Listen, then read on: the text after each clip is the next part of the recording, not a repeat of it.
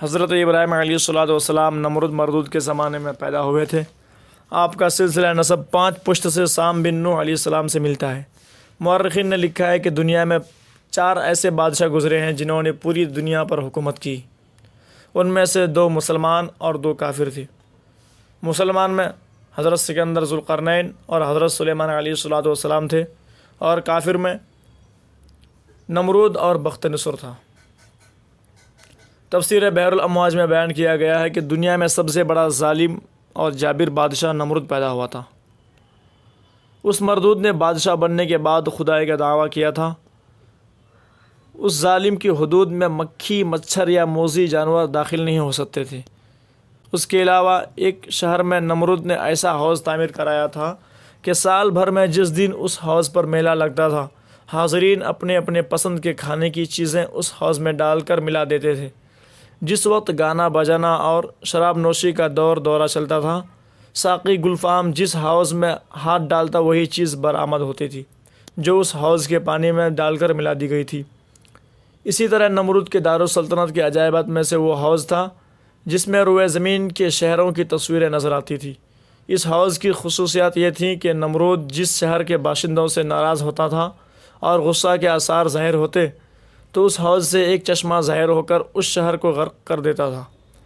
اور عجائبات میں سے ایک وہ طلسمی بطخ بھی تھی جو کہ شہر میں آنے والے لوگوں کی حالات کی اطلاع بھی دیتی تھی۔ جب کوئی مسافر شہر میں داخل ہوتا تو دروازے میں داخل ہوتے ہی خود بخود ایک آواز پیدا ہوتی تھی جو اس مسافر سے دریافت کرتی تھی کہ تو کہاں کا رہنے والا ہے، یہاں کس مقصد سے آیا ہے اور کس شخص کے پاس قیام کرے گا۔ یہ آواز سارے شہر میں سنائی دیتی تھی اور شہر والوں کو علم ہوتا تھا کہ شہر میں کوئی مسافر داخل ہوا ہے۔ انہی عجائبات میں سے ایک طبل بھی تھا کہ اس پر لکڑی کی ضرب لگا کر دریافت کیا جاتا کہ چوری کس نے کی ہے اور مال مسروقہ کس جگہ پر ہے، تو اس کا صحیح جواب اس طبل سے ملتا تھا۔ اسی طرح ایک شہر کے دروازے پر ایک طبلی عورت بنی ہوئی تھی جو غائب کا حال بتاتی تھی۔ اگر کوئی شخص غائب ہو جاتا تھا اور اس کا نشان و پتہ معلوم نہ ہوتا تھا تو یہ عورت اس کا صحیح پتہ بتا دیتی تھی۔ روایت ہے کہ نمرود مردود نے 1100 سال تک روئے زمین پر سلطنت کی تھی۔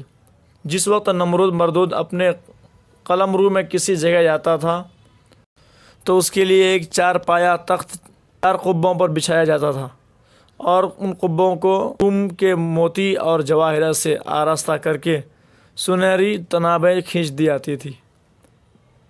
نمرود نے جب خدائی کا دعویٰ کیا تو اپنے بت بنوا کر اپنی سلطنت میں پرستش کے لیے بھیج دیا۔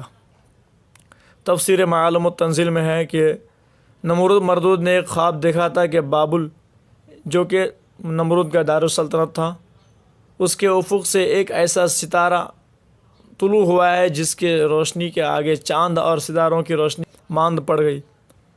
نمرود نے گھبرا کر کاہن اور نجومیوں کو بلا کر اس ستارے کی نسبت دریافت کیا۔ نجومیوں نے کہا کہ تیری سلطنت میں ایک ایسا لڑکا پیدا ہوگا جو تیری سلطنت کے زوال کا باعث ہوگا، مگر وہ بچہ ابھی تک صلب پدر سے رحم مادر میں منتقل نہیں ہوا، البتہ اس سال پیدا ہوگا اور لوگوں کو نئے مذہب کی دعوت دے گا۔ نمرود نے اسی وقت ایک جماعت اس خدمت پر مامور کر دی کہ وہ لوگوں کو عورت کی نزدیکی سے باز رکھیں، لڑکیاں پیدا ہو تو رہنے دیں اور لڑکا پیدا ہو تو قتل کر دیں۔ روایت ہے کہ نمرود کے دارالسلطنت بابل میں نمرود کے حکم سے سال بھر میں 1,00,000 لڑکے قتل ہوئے۔ الغرض، جس روز حضرت سیدنا ابراہیم علیہ السلام صلب پدر سے رحم مادر میں منتقل ہوئے تو کاہنوں اور نجومیوں نے نمرود کو مطلع کیا کہ وہ بچہ آج رات اپنے باپ کی پشت سے اپنی ماں کے رحم میں منتقل ہوگا۔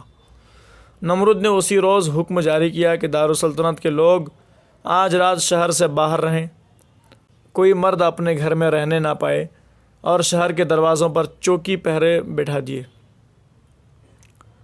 اللہ تبارک و تعالیٰ کی قدرت کہ جب حضرت ابراہیم علیہ السلام بطن مادر میں قرار پائے تو ان کی والدہ محترمہ کی عمر شریف کم تھی، ان کی طرف کسی کا ذہن نہ گیا، حمل پہچانا نہ جا سکا۔ آپ کے والد محترم نے ایک تہ خانہ شہر کے باہر کھود رکھا تھا۔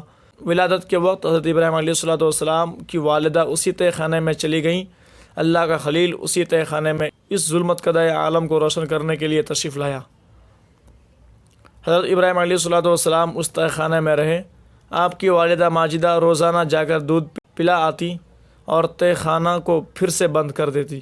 آپ کی والدہ جب وہاں جاتی تو آپ کو انگلی کا سرا چوستے پاتی اور ملاحظہ کرتی کہ انگلیوں سے دودھ جاری ہے۔ حضرت ابراہیم علیہ الصلوۃ والسلام کی نشو و نما غیر معمولی تھی۔ عادتاً بچے سال بھر میں جتنا بڑھتے آپ ایک مہینے میں اتنا بڑھتے۔ یہ علیہ الصلوۃ والسلام اپنی ابتدائی ہستی سے معصوم اور عارف باللہ ہوتے ہیں۔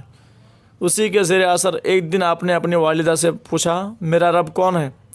انہوں نے سمجھا کہ پرورش کرنے والے کو پوچھتے ہیں۔ جواب دیا، میں۔ پھر حضرت ابراہیم علیہ السلام نے پوچھا، اور تمہارا رب کون ہے؟ جواب دیا، تمہارے والد۔ پھر دریافت کیا کہ ان کا رب کون ہے؟ ماں نے بتایا کہ ان کا رب نمرود ہے۔ پھر حضرت ابراہیم علیہ السلام نے پوچھا کہ نمرود کا رب کون ہے؟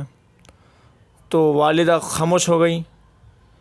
اس کا تذکرہ ان کے والد سے کیا اور بتایا کہ جس بچے کے بارے میں مشہور ہے کہ وہ سب کا دین بدل دے گا، وہ ہمارا ہی بچہ ہے۔